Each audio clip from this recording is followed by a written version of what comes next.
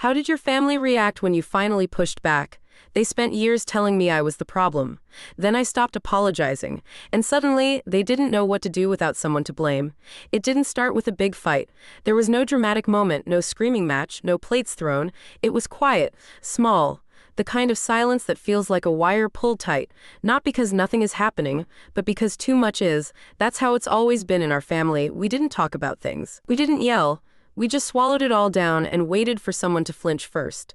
I think I was maybe 8 the first time I realized I had a role in our family, not a voice, a role, the scapegoat, the problem. The kid who just couldn't take a joke or was always so sensitive.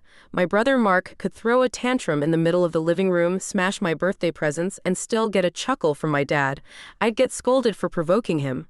I remember once I told my mom it didn't feel fair. She didn't even look up from folding laundry. Just said, "Well, life's not fair, sweetheart. Get used to it." That phrase became my lullaby. By the time I was a teenager, I could predict every family gathering before I walked into it. Who would be drinking? Who'd bring up the thing I said last year?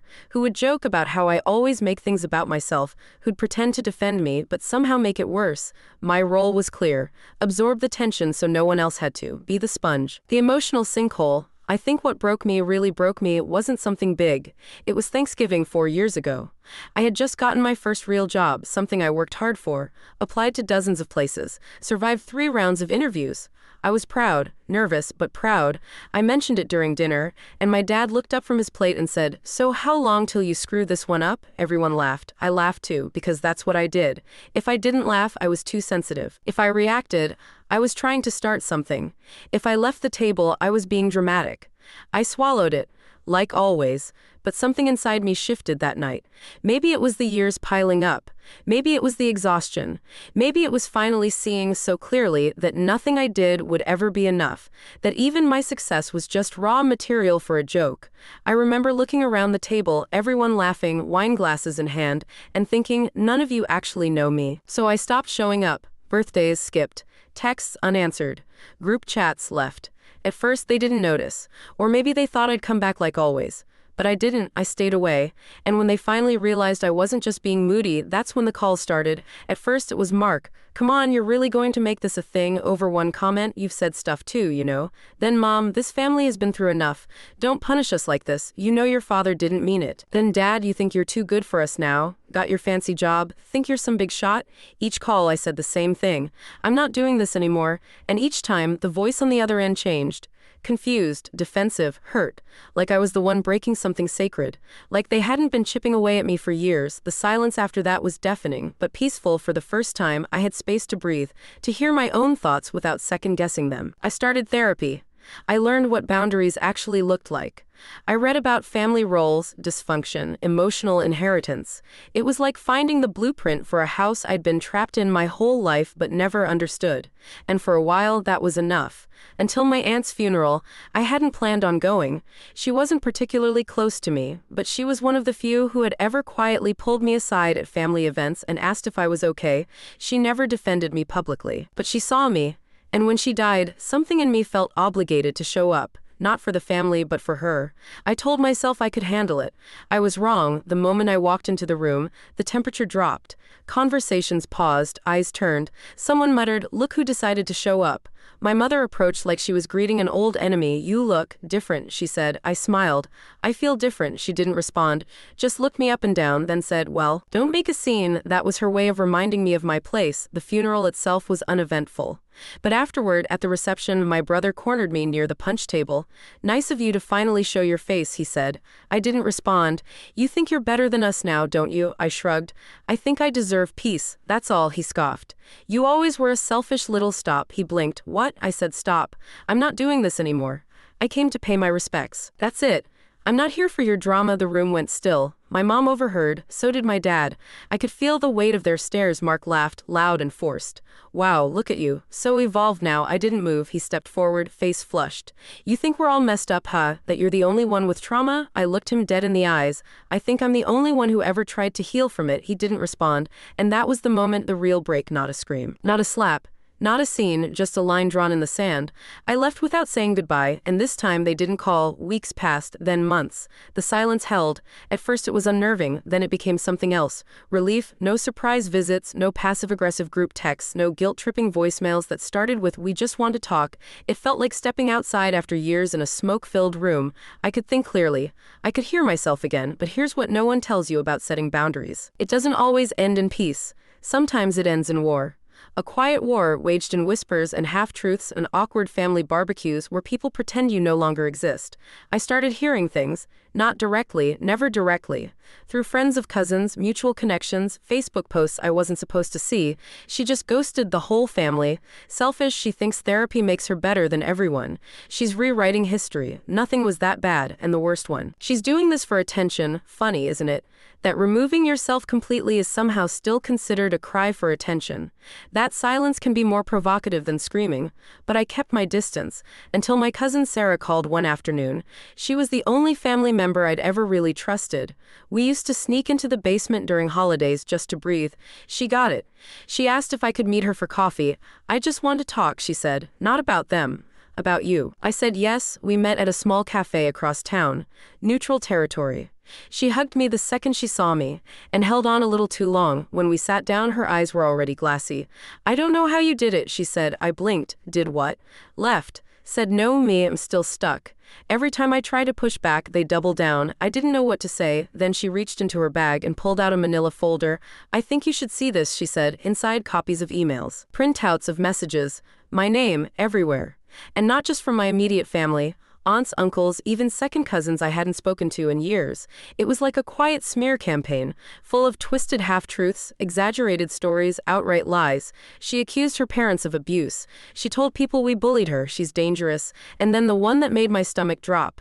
She's unstable. We might need to involve someone if she contacts the younger kids. It felt like being punched. Not just because of what was said, but because of how calculated it was. Not public. Not open.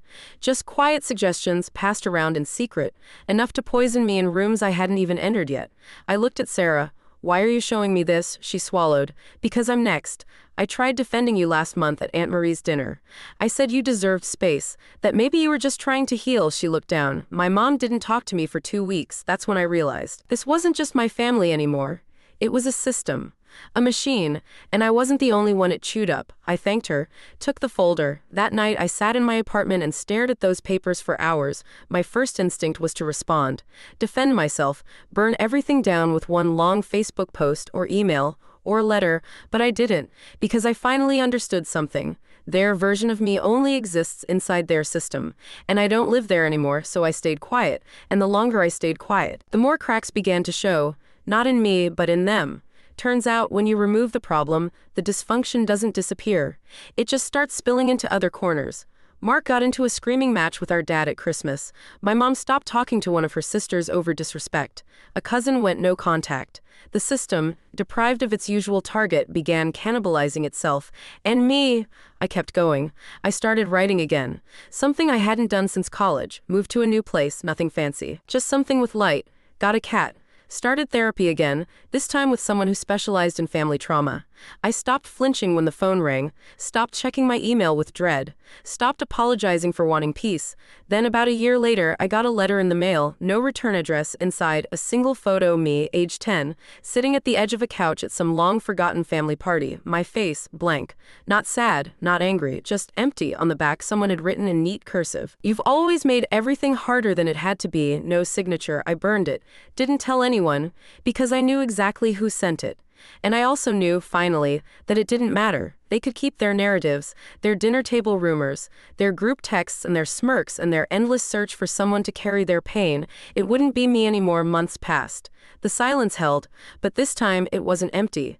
It was mine. For the first time in my life, I wasn't bracing for something. I wasn't trying to predict the next jab, the next guilt trip, the next fake apology with a barbed hook inside it. I was just living. That doesn't mean it was easy. There were still nights I woke up sweating, unsure why. Still days when I'd walk into a store, see someone who looked vaguely like my mother from behind, and feel my stomach knot. Sometimes I'd even start composing imaginary responses in my head to their stories, their lies, their subtle little attempts to rewrite me out of my own life. But I never sent them. because I'd learned something they never could. Peace doesn't come from proving yourself right. It comes from no longer needing to. One evening, I ran into a mutual friend of Mark's at a bookstore downtown. Someone I hadn't seen in years. We made polite small talk, the kind that dances just above the truth. Then, just before he left, he said, "He still talks about you, you know. Your brother." "A lot, actually." I didn't respond. "He always says you changed," he continued. "That you're not the same." I looked him in the eye and said, "I hope not." He smiled awkwardly and left. But that comment stuck with me. "You changed." Of course I did. That's the whole point. You spend your whole life twisting yourself into knots so other people don't feel uncomfortable, and one day you realize you've turned into someone unrecognizable. Someone who flinches at kindness, who apologizes for taking up space, who second guesses every sentence. You wake up one day and think, "I don't even know who I am anymore. I only know who they needed me to be." So yeah, I changed. I rebuilt from the inside.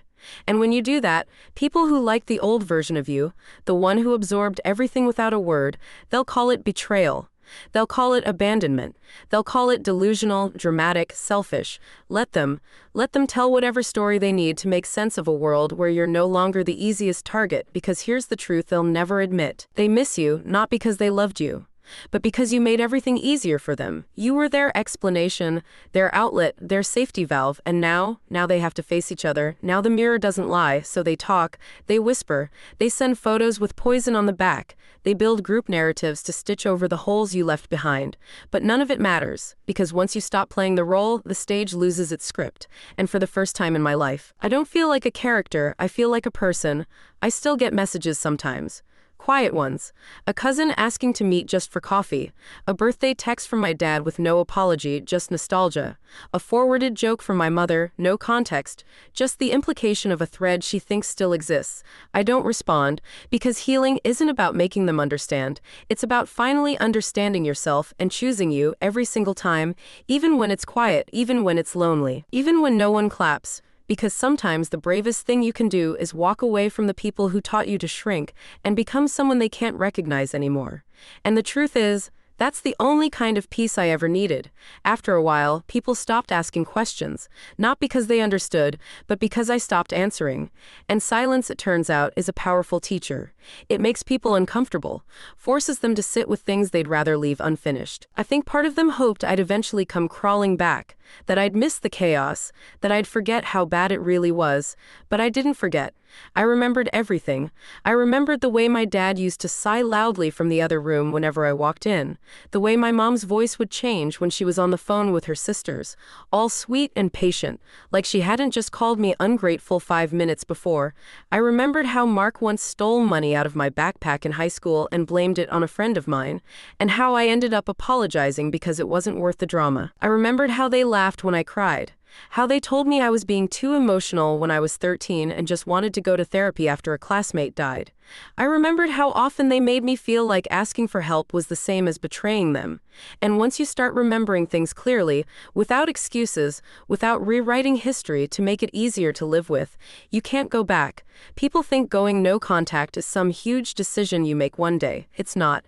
It's 1,000 tiny cuts. 1,000 conversations where you leave the room feeling smaller than when you walked in. It's 100 holidays where you drive home trying not to cry because they didn't even notice you were trying. It's years of pretending that family means something more than proximity and guilt. It's when you stop asking why they treated you that way and start asking why you let them.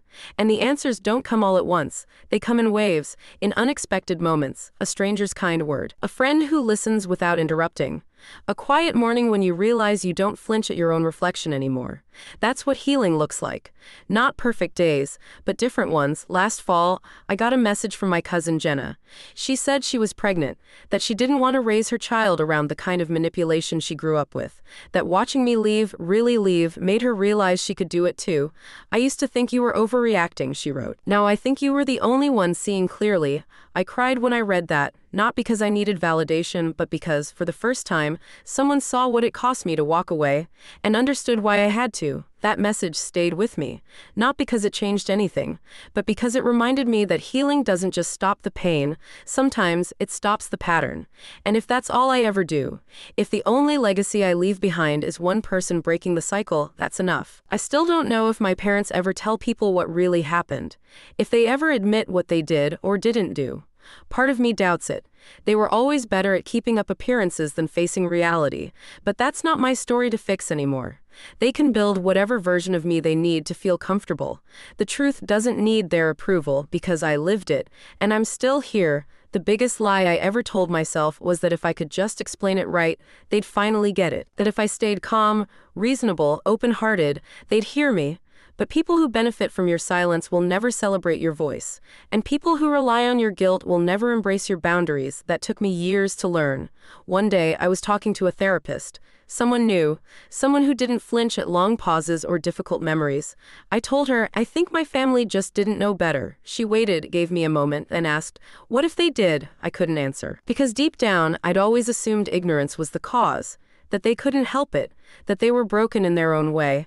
But what if they could help it, and just chose not to? What if they saw how it hurt me and decided it was easier to call me dramatic than to admit they were cruel? That thought unraveled something in me. It meant my pain wasn't just an accident. It was part of the system. And if it was part of the system, then I had to decide whether I wanted to keep playing my part. So I stopped. And here's what they don't tell you about stopping. When you leave the system, it tries to replace you.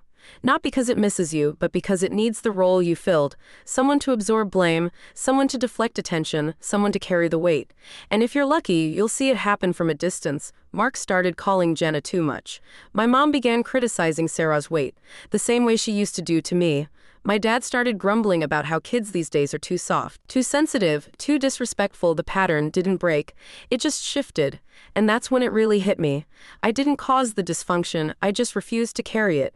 That realization gave me something I'd never had before. Clarity that I wasn't broken, that I wasn't weak, that I wasn't imagining it, that love without respect isn't love, it's control. Clarity that walking away wasn't betrayal, it was survival. I still live with echoes of it. In the way I double-check the tone of my texts, in how I brace myself when someone says, "Can we talk?" in how long it took me to believe that people could be kind without expecting something in return. But those are echoes, not chains, and every time I catch myself falling into old patterns, over-explaining, over-apologizing, shrinking, I remind myself, you left for a reason. Don't build a new cage from old parts. I don't think I'll ever go back, not for holidays, not for emergencies, not even for closure. Because closure, I've learned, is something you give yourself, not something they hand you with tears and a half apology at the end of a guilt-tripped phone call. You give yourself closure the day you stop needing them to validate your pain. You give yourself peace the day you decide it's not your job to fix people who refuse to see what they broke.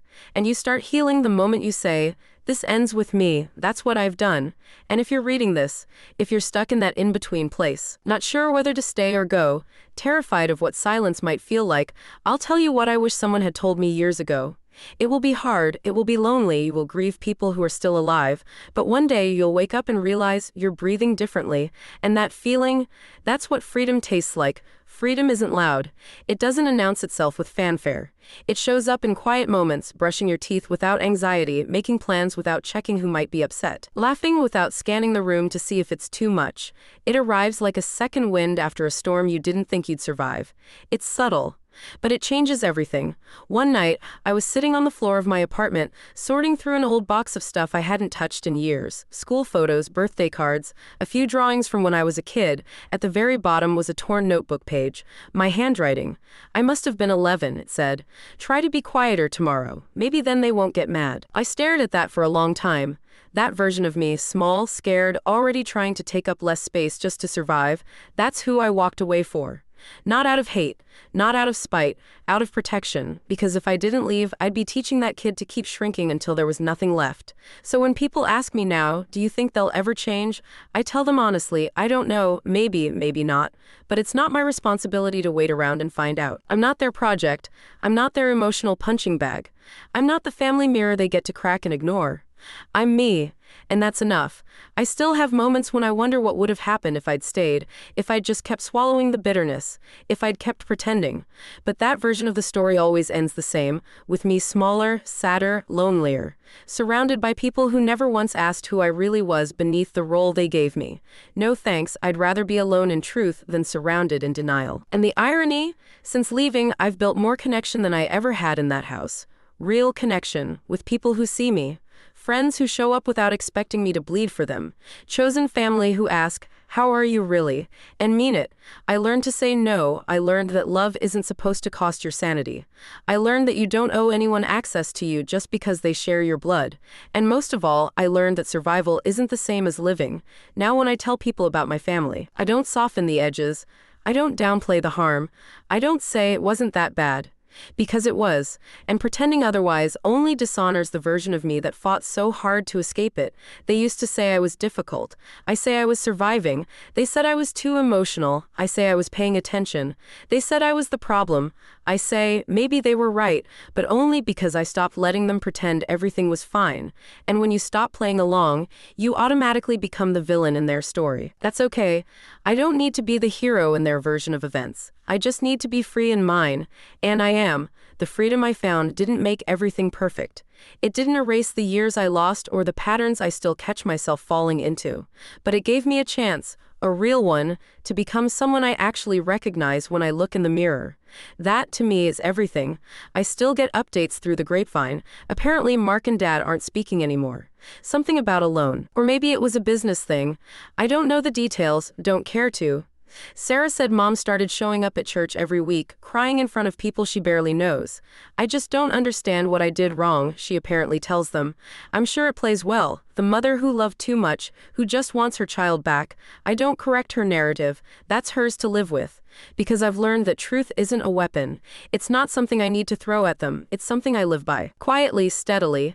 And without asking for permission. For years, I was the emotional janitor of our family, cleaning up messes I didn't make, apologizing for things I didn't do, taking the blame so others could feel clean. I was never allowed to have a boundary without someone making it about themselves. If I was tired, I was called distant. If I was honest, I was called cruel. If I walked away, I was called dramatic. Now I'm just gone, and you'd be amazed how loud silence can be when someone's used to you always absorbing their noise. I've rebuilt slowly. Not with some big new life montage, just piece by piece. A healthy friendship here, a new routine there, learning to cook for myself without hearing Mom's voice in my head criticizing how I hold the knife, learning to trust my own instincts without hearing Dad's laughter in the background. Some days I grieve the family I never had. Not the one I left, but the one I wished for. The one where someone would have noticed I was hurting, where they would have asked questions instead of making jokes, where they would have said, "I'm sorry," without turning it into an attack. But that grief no longer paralyzes me. It just reminds me what I won't pass on. If I ever have kids, they'll never have to guess whether I love them. They'll never have to carry the weight of my unresolved trauma. They'll never be punished for having feelings. They'll never learn to equate silence with safety, and if I don't have kids, then I'll still carry that promise. For me, for the scared kid I used to be, for the person I'm still becoming. I won't become them. That's the line I've drawn, and I've held it. Not with anger, but with clarity that took me years to earn. And if I lose people along the way, so be it. Better to lose them than lose myself again. There's this myth people believe, that once you go no contact, everything gets easier, that distance fixes what closeness broke. But the truth is more complicated. The first months were hard. The first year was harder, not because I missed the people, but because I missed the illusion. The illusion that they'd come around, the illusion that maybe this next time would be different, the illusion that if I just found the right words, the perfect tone, the moment of vulnerability that cracked them open, they'd finally see me. But that's the most dangerous part of trauma. It convinces you to keep hoping in places you're already bleeding. I don't hope anymore, not in that direction, at least. Instead, I've started hoping in new ways. I hope for mornings that don't start with anxiety. I hope for friends who don't walk away when things get real. I hope for love that doesn't require me to shrink. And I hope more than anything to never again betray myself just to keep the peace. Some people in my life still don't get it.